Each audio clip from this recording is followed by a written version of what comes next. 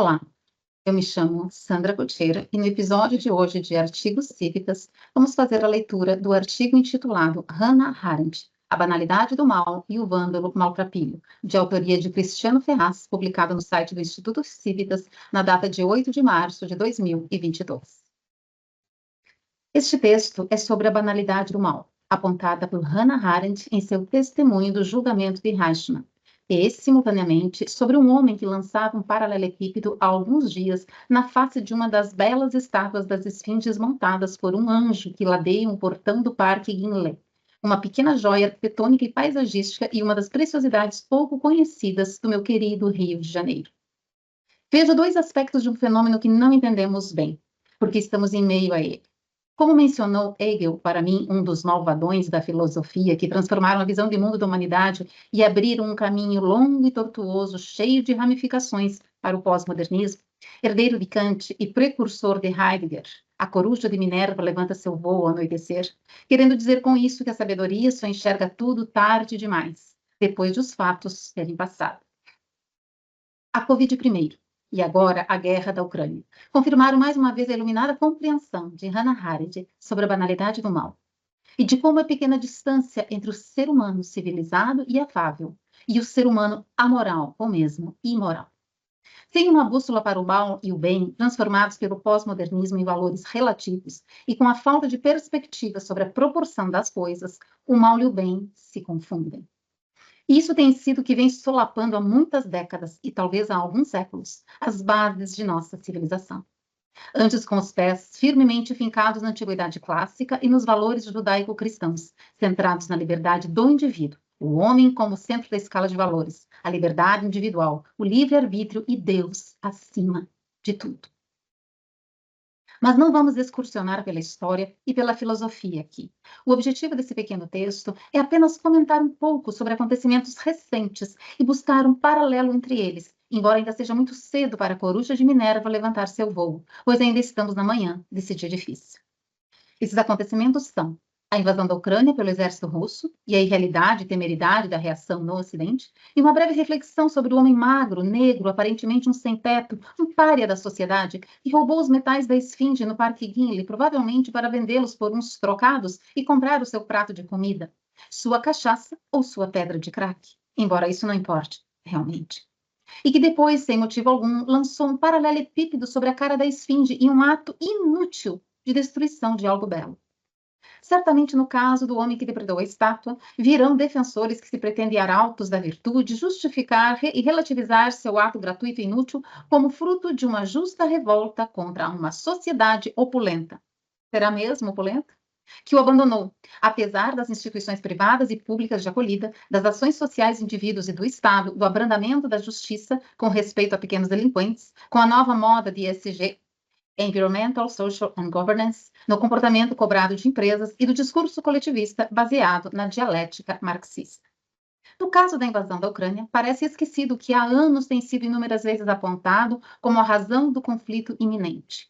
É só procurar o que os melhores líderes, diplomatas e pensadores do Ocidente vinham ponderando e recomendando no mundo de política e diplomacia reais.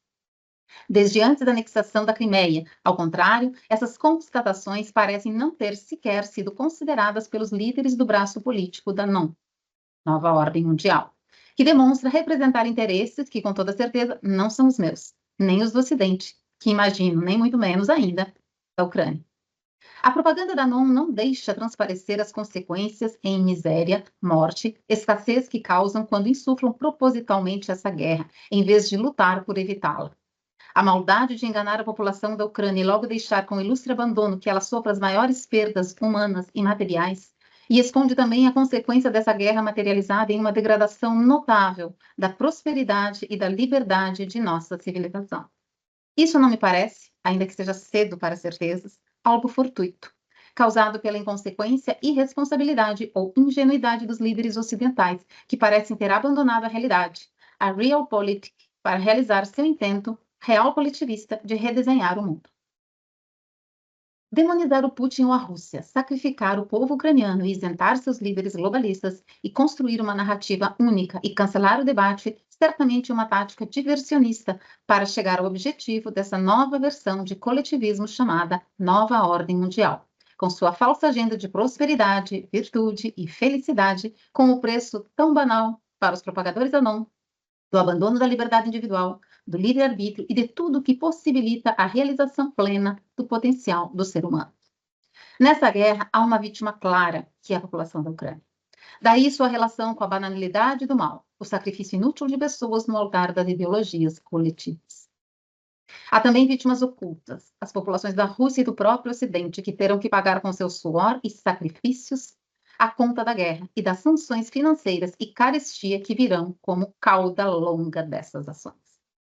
Há um agressor demonizado e um outro agente insidioso, oculto, também agressor, embora disfarçado de virtuoso, que quer redesenhar o tabuleiro para lograr seu intento, mesmo com os custos que as vítimas de todos os lados terão que pagar. Essa guerra previsível era evitável, e seu custo também, mas foi, ao meu ver, intencional. Na verdade, era previsível que o rumo que o mundo está tomando resultasse nisso. Só que ainda é cedo para certezas. A coruja de Minerva ainda está dormindo. Mas se observarmos aquilo que a Covid ensejou em termos de aplicação de políticas que cerceiam a liberdade, da banalidade do mal resultante da destruição das economias ocidentais e da resultante insustentabilidade das moedas nas bases anteriores, do aumento do autoritarismo dos governantes e da corrupção praticada por corporações e governos, deveríamos perceber a intensidade da guerra que deveríamos estar lutando por nossos descendentes contra esse inimigo interno, insidioso e vestido de um falso manto de virtude. Mas a Rússia tem culpa, sim, é claro, e não apenas pela invasão da Ucrânia e sua doutrina subjacente, o eurasianismo. Uma culpa muito mais longa que a da invasão da Ucrânia, berço do povo eslavo. Kiev é de onde surgiu o povo russo. Culpa longa com as táticas hoje fartamente documentadas, de subversão do Ocidente a partir de dentro, com agentes infiltrados, fomentada inicialmente pela KGB e prosseguida pela FSB, escola da qual o líder russo Putin sempre fez parte. É cabível até mesmo que a assunção da postura de salvador da cristandade por Putin decorra de uma tentativa de, após a secularização do Ocidente, que em ocorrendo em parte importante por iniciativa da escola marxista, aparentar ser a única alternativa para resgatar valores tradicionais que salvariam o Ocidente do ocaso do qual ele mesmo foi agente causador. Dugin, ideólogo seguido por Putin e seu eurasianismo místico e coletivista, continuação do marxismo, tudo isso junto e misturado, essa coruja que não levanta voo. Tanto no caso do mendigo que vandalizou a estátua, quanto no sacrifício inútil do povo ucraniano, vejo dois aspectos da mesma moralidade dúbia do globalismo e progressismo, a relativização do mal, e como esta conduz à banalização do mal. Ver tudo segundo a ótica da teoria crítica significa perder de vista a natureza humana e, ao mesmo tempo, um desprezo pela individualidade do homem ao considerá-lo apenas como uma peça em um jogo de coletivismo.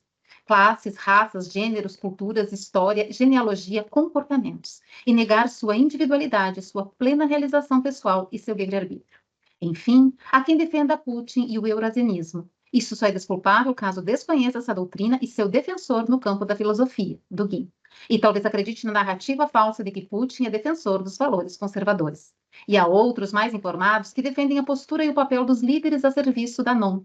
Isso demonstra um consentimento intencional ao tal reset que pretendem os globalistas, pois os objetivos da NOM são francamente estatistas, socialistas, coletivistas, e não se pode alegar desconhecimento desses objetivos. Quem se posiciona conscientemente a favor da NOM demonstra uma aprovação tácita de sua política, que em grande parte ensejou a guerra na Ucrânia e suas consequências, mesmo diante dos avisos e sinais que a antecederam. O momento requer prudência e compreensão do que está em jogo e compaixão pelas vítimas diretas e indiretas da guerra na Ucrânia, na Rússia e no Ocidente. E, principalmente, união na ação firme contra as forças das trevas, estejam de que lado estejam nesse conflito.